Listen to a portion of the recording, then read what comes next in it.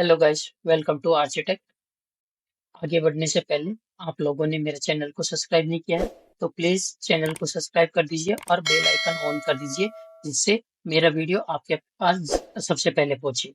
तो मैं आ गया हूँ फिर से एक बार आपके सामने नए वीडियो के साथ में, और आज अपन देखेंगे यहाँ पे HTML सिमेंटिक एलिमेंट्स एंड उसका लेआउट बना के देखेंगे अपन। HTML का लेआउट कैसे बनता है, ठीक है, और HTML रेस्पॉन्सिव कैसे करते हैं उसके।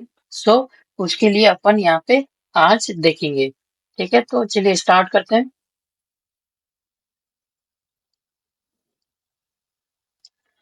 फर्स्ट है सिमेंटिक एलिमेंट्स। सिमेंटिक एलिमेंट्स क्या होते हैं एक्चुअली? सिमेंटिक एलिमेंट्स वो है जिसके थ्रू अपन कोई भी लेआउट बना सकते हैं।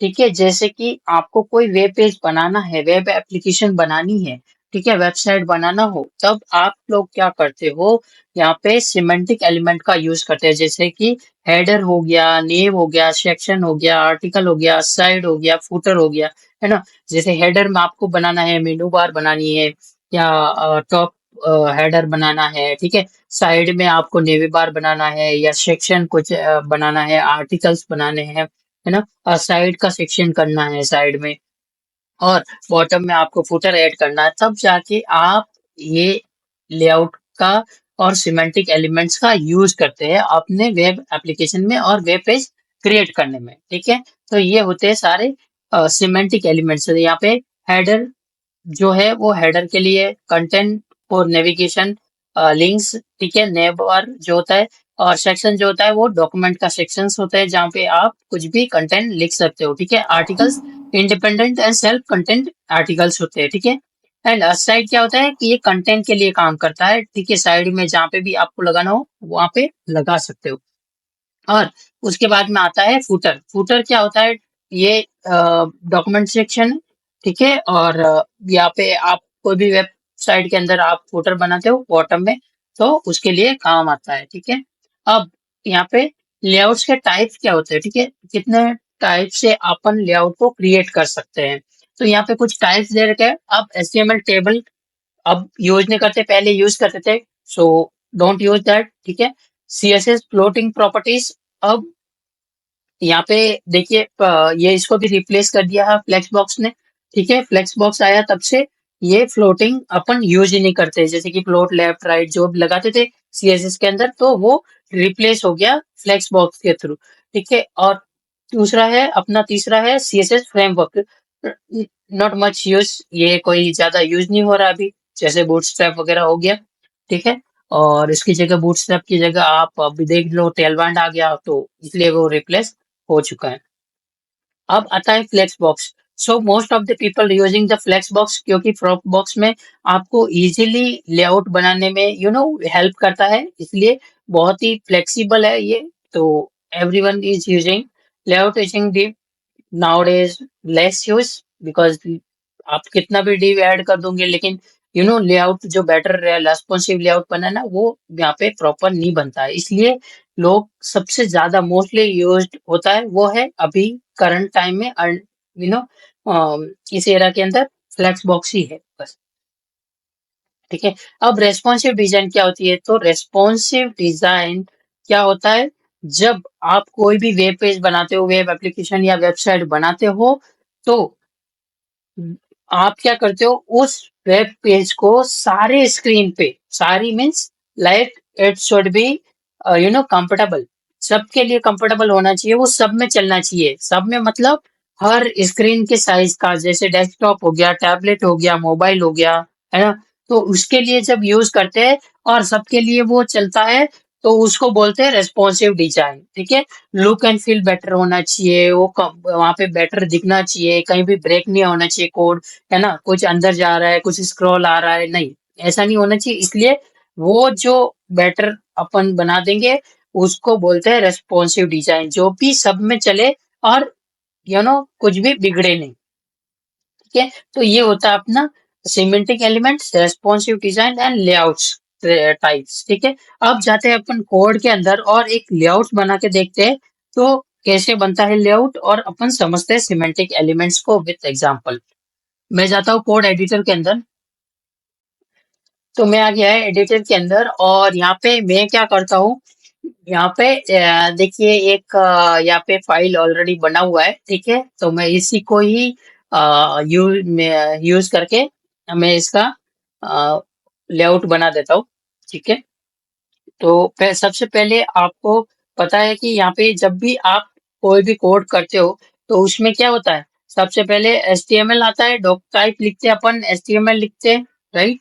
HTML लिखने के बाद में आपने हेड लिखा, टाइटल लिखा, तो टाइटल अपना हो गया। यहाँ पे मैं दे देता हूँ लेआउट, ठीक है।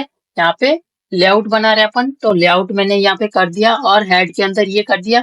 अब अपन को ना यहाँ पे बनाना है अपना लेआउट, ठीक है, बॉडी के अंदर।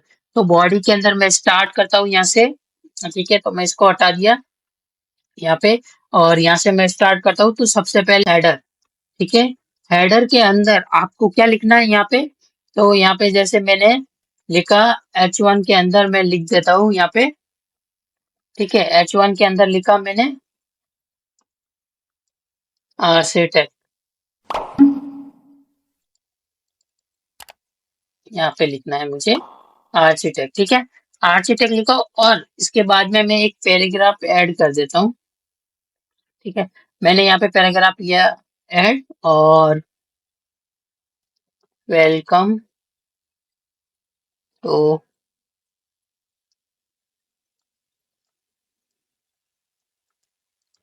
वेलकम टू आर्किटेक्ट, ठीक है। ये मैंने यहाँ पे लिख दिया। अब यहाँ पे दूसरा जो अपना है ऐड हो गया। अब यहाँ पे नेव, ठीक है। यहाँ पे अपना था नेव। अब नेव के अंदर आपको क्या करना है, यूएल बना दो यहाँ पे। यूएल के अंदर एल बनाएंगे आप लोग, यहाँ पे जितने चाहिए आपको लिंक्स वहां पे बना दो, ठीक है। तो मैं यहाँ पे एंकर टैग बना रहा हूँ, अभी इसके अंदर एंकर टैग बनेगा। एंकर टैग के अंदर अपन क्या बनाएंगे, यहाँ पे HREF लिखेंगे। HREF अब मैं खाली इसको हैज देके छोड़ रहा हूँ, हैज मीन्स वो उसी पेज पे जाएगा, ठीक है। तो यहाँ पे मैं हैज बना दिया और यहाँ पे कुछ मैंने एक दो तीन यहाँ पे कर दिया। तो यहाँ पे मैं लिखता हूँ होम, यहाँ पे मैंने लिखा अबाउट और यहाँ पे मैंने लिखा कॉन्टेक्ट, ठीक है। यहाँ पे मैंने ये बना दिए। अब यहाँ पे नेम के बाद आता है अपना मैन, ठीक है। यहाँ पे बनेगा अपना मैन। अब मैन सेक्शन जो है, ठीक है, यहाँ पे मैंने बनाया मैन। ये मैन सेक्शन हो गया। यहाँ पे सेक्शन भी बनाते हैं अपन इसके अंदर, फिर मैंने बनाया यहाँ पे सेक्शन, ठीक है। सेक्शन के अंदर मैंने लिखा H2 के अंदर, यहाँ पे मैं H2 किया, ठीक है।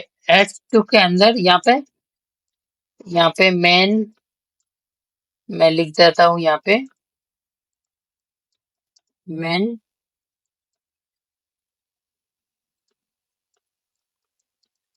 मेन सेक्शन हो गया ये, ठीक है। ये मेन सेक्शन हो गया। इसके बाद में मैं एक पैराग्राफ भी ऐड कर देता हूँ, ठीक है। इस पैराग्राफ में लिखता हूँ this is my main section, ठीक है।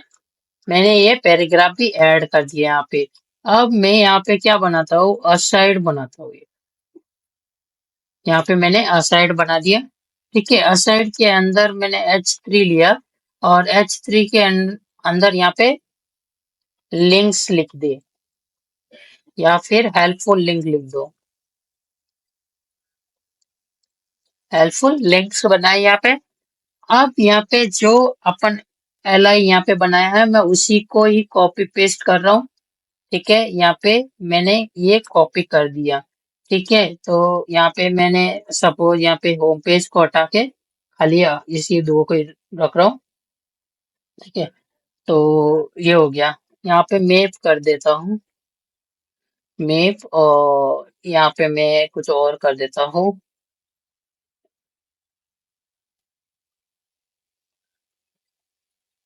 लिंक्स, ठीक है।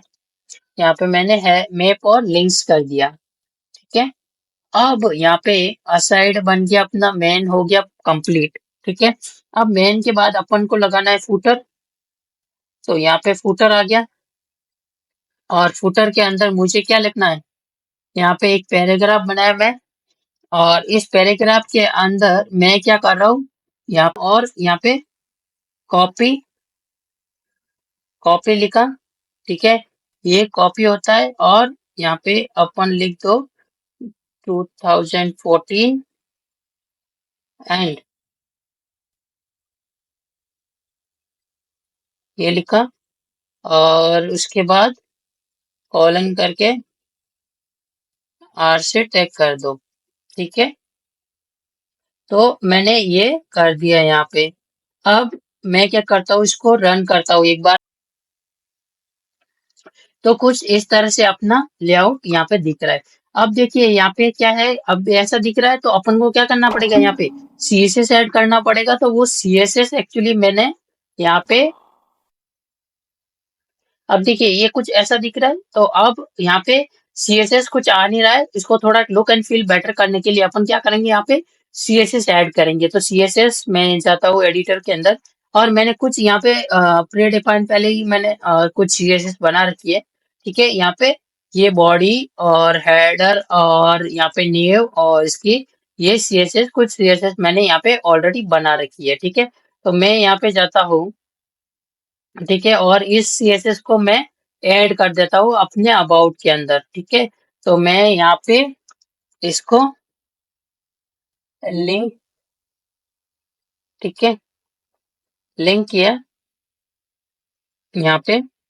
ठीक है, और लिंक के अंदर आपको यहाँ पे सीएसएस ऐड करना है, तो वो सीएसएस यहाँ पे ट्रेल करके यहाँ पे डाल दो, स्टाइल स्टाइल शीट डाल दिया, और स्टाइल शीट, और यहाँ पे अपना एचआरएफ करके एचआरएफ, और यहाँ पे डाल दो स्टाइल डॉट सीएसएस। ठीक है, तो मेरा ये जो पहले से मैंने कुछ सीएसएस बना रखा था, आप लोग यहाँ पे देख लीजिए, और इसी तरह से आप सीएसएस बना लीजिए। ठीक है, मैं इसको बैकग्राउंड कलर यहाँ से हटा देता हूँ। बॉडी का बैकग्राउंड कलर तो वैसे वाइट ही आ रहा होगा ऑलमोस्ट।